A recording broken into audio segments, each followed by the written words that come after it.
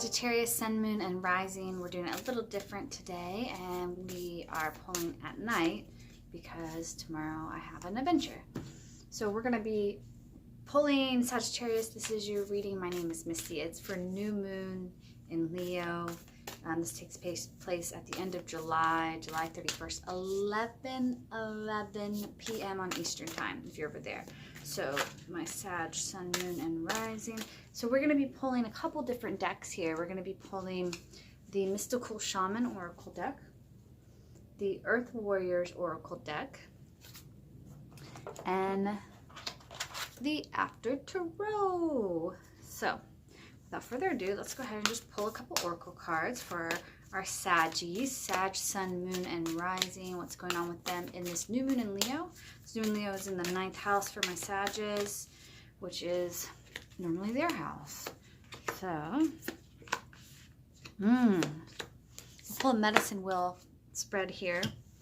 It's the very first thing that we do is pull a medicine wheel spread with our Oracle decks, and the very first thing you get is, in the south, you're getting corn. And corn is a sign of substance and abundance. But when it comes in the south position, you know, it's really saying to you, be careful of what you believe should automatically be yours. Like, it's almost like this feeling of like, give me and give me now sort of feeling. So some sense of entitlement, some sense of that sort of feeling, that like, whether this is you or somebody around you, I'm not really quite sure, but there's definitely this energy around you. So let's go ahead and pull some correlating cards that go with this here. Oh, we got a flyer. Oh yeah, new adventure for you guys. Well, 9th house, of course. Yeah, so this is all about, you know, how you are in the world, how you appear, how you study, how you adventure, how you explore. So some of you, there's some fun exploring coming up. It's a little bit reversed, so be careful of recklessness here. And we're going to talk about how to make the most out of these energies that are coming through for you guys. So Sagittarius, Sun, Moon, and Rising. I just really feel like the universe wants to provide for you and wants to bring you to a place where there's fulfillment of your calling in life, but you're being called to really work for that and not to take shortcuts, but understand that there is actual work for that. And what the work looks like and what you think it might look like might be different than what you actually thought. So Sagittarius, Sun, Moon, and Rising. Oh yeah. It might be different. Whew, some of you got some love headed in if you're single, or if you're with somebody, it could be an igniting of love. Yeah, so be careful of ways that you could entrap yourself through trying to take a shortcut, or somebody around you that is maybe pushing you to take a shortcut, pushing you to be in a hurry and move faster. That could be a trap that's being set for you. So be careful of that sort of energy, because you are really going into this new season, this new place. I mean, yeah, you're really going into this new place. Next you have coming up the heart. So don't be seduced by the desire of what's quick and easy. Now, mind you, if you have a lover coming in that's a foreign lover or from a different culture or from a different background, then I would say that this combination is actually totally fine. For what you have going on, but know that if you don't, or if that person's coming around to your partner, just be careful. There's that seduction, feeling seduction by desire, the superficial part of it. So the coyote's very, the coyote is very superficial. Can be very superficial. It's the trickster, especially here in this West position, you know. So, you know, be careful of the way that you think. So if somebody's asking you to compromise yourself, to manipulate you, or if you're getting the urge to manipulate or control others, step back a little bit, because, you know, there's some shallow waters here that aren't as deep. So it's superficial. So it's not as deep as it seems. So give it a little bit of space to allow the story to come out. Give it a little bit of space to allow what's deeper to actually come out. So Some of you, this might be an actual love affair that you just like fall into. I mean, that energy is definitely very present here. Something that could be a love affair. And yeah, for sure. I mean, I can see this playing out in a few different ways. So with the owl is like the old mother, the wise one. And here we have the Queen of Pentacles, who is also the wise one, you know, the storyteller, the old grandma that's like telling her story to you guys. This is who I see this as. And so this is, you know, living without the attachment. So see how she's offering her gifts up.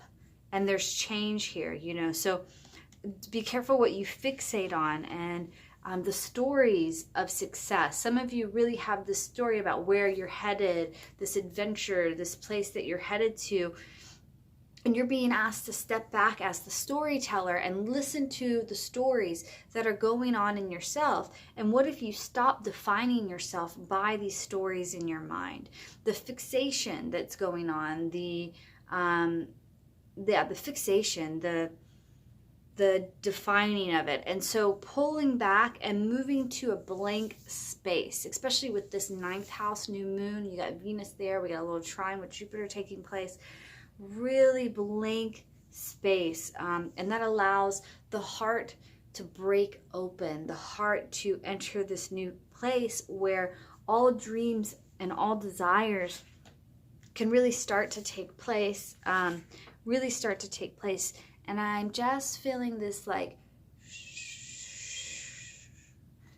really calm energy floating down. Really calm energy, really wise energy floating down, going, you know, acknowledge the feelings and the ideas that are built around the story. Acknowledge the story to perform. Acknowledge the story to be a certain way. Acknowledge it. Acknowledge it.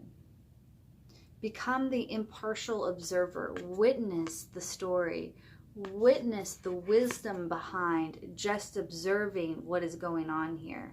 Because, you know, integrity is very interesting. There's this really feeling of integrity. And I don't necessarily see that it's you that's out of integrity, but there's somebody that's out of integrity, and I'm getting, there's a little bit of an air sign around you, an earth sign, but, you know, and this can really lead to a breaking down of some things that are around you, because it's going to lead you to somewhere new and open up new things. And for some of you, I see this more in a career way or in a travel way.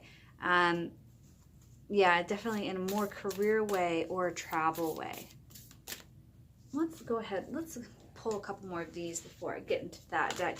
And let's clarify. Well, already got them falling out. Whew. Yeah, so you're headed to the waters to look at some of these deeper parts of you. And I mean, it's like there's like somebody yelling at you beside you. Maybe it's your own thoughts that are yelling at you, but maybe this is actually a manifestation of somebody yelling at you. And, you know, it's almost like you are judging yourself the greatest or the worst, or somebody else is judging you the greatest or the worst. This could be coming from inside of you or from outside of you. You might be seeing this. And yeah, it's time to let all that shit go. I mean, that's old. Jump into the mystery. I mean, what happens if this story stops? What if it's not all or nothing? What if the dream, the creative impulse to live, that divine impulse to dream that's so inspiring for you that you just can't help it? Love that. Can't help it. Let's clarify this Ace of Cups for my Sages. Clarify this Ace of Cups for my Sages here.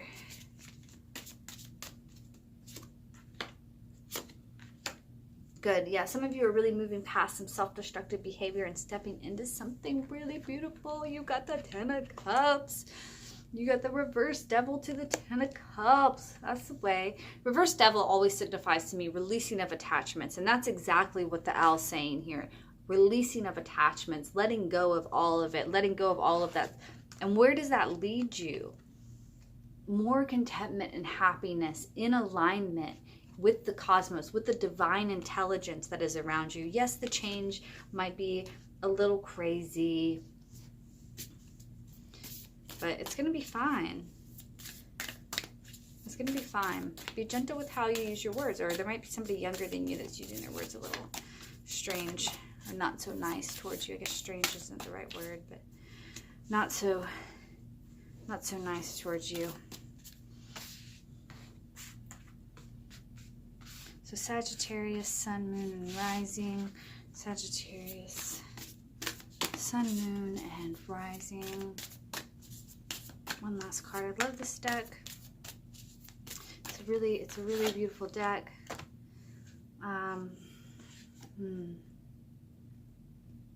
Turquoise, the changing woman. So the change is all around you, the transformation, the insight to within you, the fire that is burning it all away. This is called the turquoise, changing woman. I don't know how to say this. I'm not going to try. I don't really want to try and like really hurt that one. And, you know, so this is things that change around you so you can see deeper into the situation and have clearer sight by going deeper into it, is bringing you to a stronger place of more wisdom, a more in alignment with your divine purpose and your destiny that's coming forward. So don't fear the change. It's all in timing. It's all in timing. This back and forth struggle that you go through between being the best and being the worst, and all of the negative thoughts that are around that, they can go. I mean, it's really time for them to go. This is about the rhythm and trusting the rhythm of the cosmic intelligence that is guiding you through and bringing you to this place through this transformation.